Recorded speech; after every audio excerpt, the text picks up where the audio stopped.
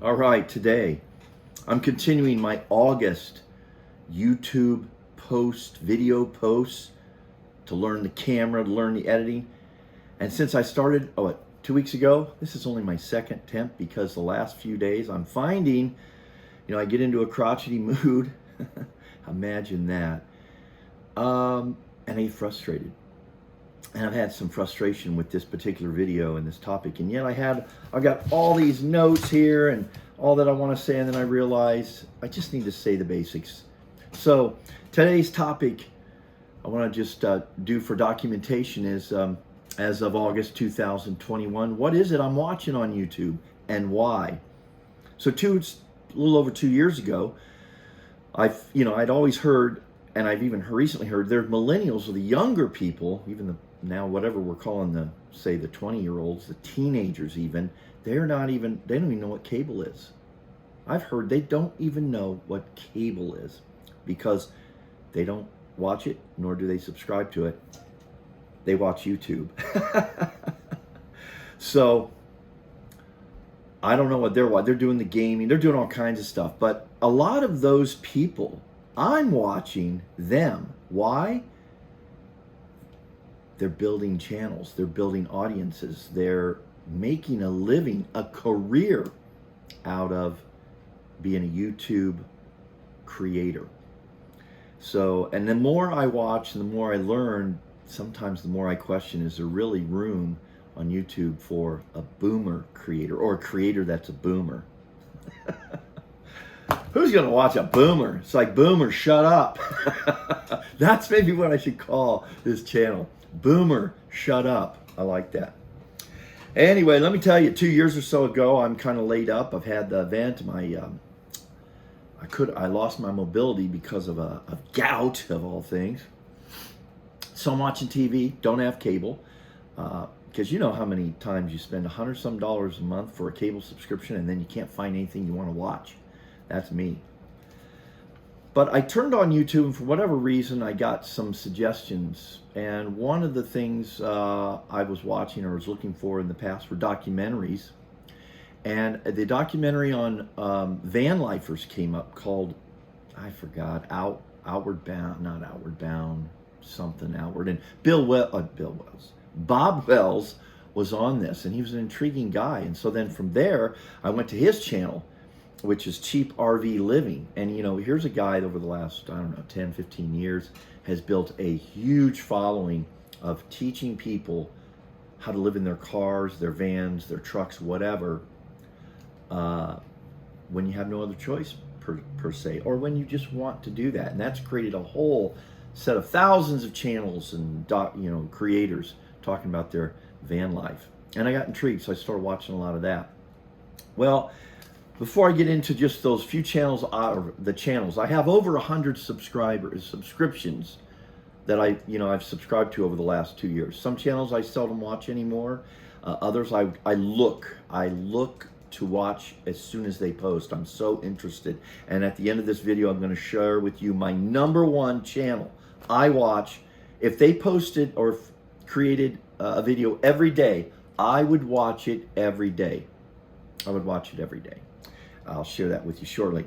But I came up with 6 things that I typically have used YouTube for, find very valuable, and maybe you, boomer, might find a way why you may want to check out YouTube. I mean, you're watching this right now, and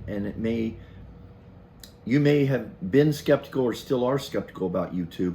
But let me share you 6 things that I have used and continue to use YouTube for. #1 is information. YouTube, you ask, this is like almost a question, it almost sounds like a trick question, but most people can't answer it. What's the largest, most people can answer it, the largest search engine on right now as of 2021? More people use this search engine than anything else. Google. Good. #2, what's the second largest? I've yet to maybe find 1 out of 50 people can answer this correctly. Second largest platform used for search, YouTube. It's amazing. And of course, who owns YouTube? At least at this time, I think Google does. But you can find everything and anything on YouTube now for information. Well, some of the big things I've done is how to. When I had to reseal this roof, which hadn't been done in years, had never been done correctly, as I learned, I was going to pay because I thought I got to stop these little leaks. When on occasion when it rains here in Arizona, it rains enough to where it leaks and stains the ceiling windows. So how do I do that? Didn't think I knew how. Was ready. I had gotten two companies to give me bids. They were way over $1,000, from $1,200 to $1,400. And I just thought, man, what, and I saw them doing some neighbors. I thought, that doesn't look, I don't know. So I did a YouTube, found out how to do it. It's so simple. My brother and I spent about 2 hours, 3 hours doing it and doing it right. And sealed up, haven't had a leak now in over 1.5 years. So, it's a great resource for information. Information on van life. I still follow a lot of van lifers. There's this part of me that says I'd love to live like that. Freedom, inexpensive, but then there's the reality set in. And I've been following things long enough now to where I've seen these van lifers from 2 years ago, especially the younger people. They all want now a homestead. They want a solid base. And the pandemic has really changed things for them. Having that place to go to is really valuable. And so a lot of them now are transitioning out. They might go part-time. So I've learned, those are the realities. Using plastic bags for middle of the night doesn't appeal to me. But health, man, I've used YouTube a lot for health, especially initially when I wanted to get more information than what the status quo out there is saying. So these doctors like the Esselstyn and McGregor and Ornish, and you get to see their speeches that they've given at conferences, at workshops. Invaluable in terms of teaching what I feel is, could help me and did help me and does help me as long as I stay with it. And that's another topic for another video in terms of not only treating yourself to become more healthy by eating right and what to eat, but also reversing the disease or whatever you may be dealing with. So it's an invaluable bit of information when you get these authorities that are talking about their results and that have been in the cardiologists who have been practicing for 20, 30, 40 years and having fantastic results. There's other little things, the learning part I kind of talked about, but how to use the camera. There's so many gadgetry, so many things on this Sony a6000. YouTube videos. I've learned how to use it. I just have to now go apply it. What other things? I want to get into Pilates. I found a couple channels on YouTube for Pilates. Again, just got to get that mat and do it. So anyway, it's a great resource for information. Number 2 is product reviews. I can't tell you how valuable it is to look up product reviews. Like before I purchased this camera, man, I must have watched 2, 3, 4, 5, 6, 7 hours on what I wanted to do, what the price I should pay, etc. The GoPro. Again, how to use this thing. I'm always going in there, how to get, learning how to use this, as well as I purchased this based on reviews. Now, one caution, what I learned about that is a lot of the reviews are paid reviews. And I'm not really, I don't necessarily disqualify them, but I'm very careful as to how much credence I put into those. So, product reviews. I recently bought the Mac Mini M1. Why? Because I was going to replace my MacBook Pro laptop, and then I started reading about this new Mac Mini with the M1 chip, and it has been hands down one of the best purchases I've made, and saved about over 50% because it's half the cost of what a new MacBook Pro costs. Matter of fact, more. So through YouTube, I found out it's not only that, as long as you don't need mobility, this is a fantastic value. What else did I recently bought the camera? Oh, and the mic, when I'm dealing with mics. Right now I'm just using my iPhone, but mics that I've purchased, I've done after doing some research via YouTube videos on which mic to get and why. Now, number 3, entertainment. YouTube is a great resource for entertainment. I've watched a few movies. There are a number of channels that I am following the journeys of these people that I can talk a little bit more about in a second. Matter of fact, my top YouTube channel that I love is about their journey, a young couple building a container home. It's the one that, like I said, I'm waiting. Now, I think there's been about a week. Usually they put out one video a week, and there hasn't been one now in about a week. That's because she was due with their second child. So you start learning all about these people, not in a nosy or in our day personal, like your gossipy way.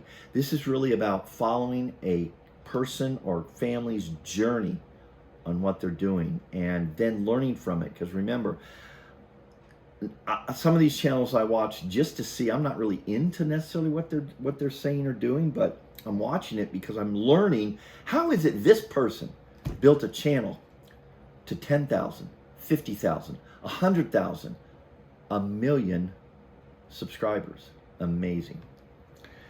And you can learn a lot by following and watching their videos. Let's see. Number 4, I use YouTube for news. When I want to, and various channels for news. Because everything, I may not be seeing it live, although sometimes you are, but on YouTube, I can watch things, I can get all the news I want, which I don't really care to follow closely like I used to. But when I want to see a major topic or issue, I go there and I can watch every kind of opinion, etc.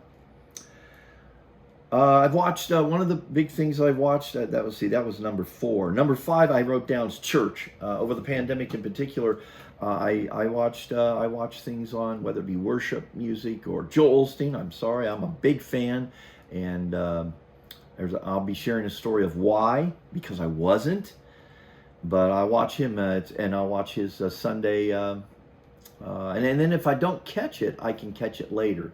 Because everything is usually, even if it's broadcast live, which they are, you can watch the replay indefinitely. I can watch it a week from now, a month from now if I wanted to. And then lastly, 6 is the live features on YouTube now.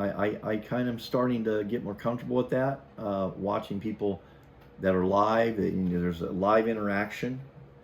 I'm not really big into those, but I do find that when politically, when I want, sometimes you wouldn't see that on the major news networks because sometimes they ignore something, a rally or whatever it may be, something in Washington, a debate going on, well, you can catch it live now. A pickleball tournament. I'm a huge pickleball player. I'm not big into tournaments, nor have a huge interest in it. But sometimes I really enjoy just sitting down for 30, 45 minutes and watching the tournament that's being broadcast live via YouTube with someone that's there or an organization that's there, and they've just got their phone up there and they've got, or a camera or whatever, and you're watching the match live. So those are the 6 things that I typically have been using YouTube for, particularly over the last 2 years. Now, channels that I will watch, like today, what have I watched? Well, or what would I watch? Well, my top, the things that come to mind right now would be there's some old mafia guys, Sammy the Bull, Michael Francis. They have very interesting channels. I enjoy that more for entertainment purposes more than anything else. Rusty 76809, a 75-year-old man. I like his story for 2 reasons. He's got a channel now of 50,000 subscribers. 2 years ago, when I first kind of found him with the RVing kind of lifestyle, because he's been RVing for for 20-some years, 25 years, he has he's just one of those guys that's he's his own guy, and he's interesting. But I just watch him because I'm kind of following his journey over the last 2 years. I think he had like 10,000 subscribers back then. He hadn't even hit 10,000. Now he's at 50. So it's like, okay, no, wait. And he's now at supplementing his retirement years. He's making more money now on YouTube than I think his retirement that he had. Just an interesting character. Valuetainment is a channel I have been watching more and more of, particularly his interviews or his past interviews. And sometimes with the, I'll mention the thing called shorts. What a lot of channels will do is they'll do an hour, 2-hour interview. I'm not sitting around for an hour, 2-hour interview, just not going to happen. But then what they'll do is they'll take these little shorts, these clips, these 4-minute, 5-minute, 8-minute, 10-minute clips from this big interview, and it'll be on actually some of the best stuff. And so I'll watch that, and Valuetainment does a lot of that. It's interesting. He's really good, I think, at bringing in interesting guests, interesting topics, and subjects, and you know, hearing perspectives and points of views from people from all over. What else? Some of the journey type channels I watch what I look for them. You know, they'll come up because and I'm interested. I have a higher interest in these than others. There's a guy in the Philippines, Paul in the Philippines. He's a guy kind of my age. You know, the more I listen to him, the more I just relate to what he's saying. And he was over there because it's affordable. He did not go over there for what a lot of people, you'll see a lot of channels about the women and finding some young girl, whatever. That's what I thought initially. But I'm happy to report and to find out that this guy is a lot like me, just wants to live simple, wants to live a quality of life. He's had some health issues, etc. Now, what he's done, would I do that? No. Why? Right? Grandchildren. You know, they're just too important to me right now. And I need to be able to see them. I don't need a 16-hour flight and the cost of that. You don't see my grandkids. Catherine Manning, Shelby and Monica Church. These are young girls, 20s, I think. Now, they don't do what I'm going to do. I think Shelby Church started out just sharing her makeup with young girls. But they built audiences, then they've now graduated and grown into building channels, very successful, and they're making, they've got very cool careers with these things. And it's just interesting to see how they've done it. Catherine Manning is really good about sharing how to. Look, guys, here's how I did it. Here's what I'd say. Here's what you need to do. What I suggest you do. And I respect these people. Even though they're 25, 30 years old. Why? Because they're doing something that's working today in this world, not the world that we grew up in. Another one was Kelly Stamps. She's quirky, but really entertaining and very sharp. And you just kind of start rooting for people like this because, you know, she's sharing her journey, finding out of life, but she's built this huge channel, and I love how she encourages everyone. She said, do YouTube, build your audience, find your niche, and share it, so to speak. And then lastly, Iced Coffee Hour by Stefan, long stories, 30-some-year-old multimillionaire. That particular show, he interviews people, most of them millennials that have done very, very well over the last 5 to 10 years with something outside of YouTube, but then YouTube has become their foundational tool, so to speak, and a platform to monetize and build, basically, as Gary Vee says, their own media company. Because that's what you have here with a YouTube channel or a podcast or vlog or whatever, blog. You become the media. And with that, there can be a lot of misinformation, you know, but with that is the sharing of an idea and the demonstration of an idea that we can learn from. I'm really psyched about that. Well, I think I've covered everything. Oh, Think Media is one of the top channels that I found in terms of if you want to learn about YouTube and everything. It's a little overwhelming though because you can learn everything you need to do about YouTube with Think Media and Sean Cannell. I really like that channel, and I use it more as a reference point and information. My number one, let's get it though, right here. My number one, hands down, no second isn't even close. Number one channel I watch is called Life Uncontained. And without talking about it or anything, I just encourage you to go check that channel. They just passed just a few short months ago, 1 million subscribers. Very young couple building a container home in Texas. Have a little, when I first started, you kind of follow the progression. They now have a family. They've got a young little 2-3-year-old. Reminds me of my granddaughter. They have no idea yet, I don't think. They think it's cute right now because she'll run around and you'll hear her in the background interrupting. It's so fun. But she reminds me of my granddaughters, and they will understand 20 years from now how precious and awesome those videos are with her at that age. And actually, I think she's going to love it too. But you go and just check it out. You'll see just how they do it. They're pretty much 8, 10, 12-minute videos once a week on their progress of building a home and a new life in Texas. Well, guys, that's it today.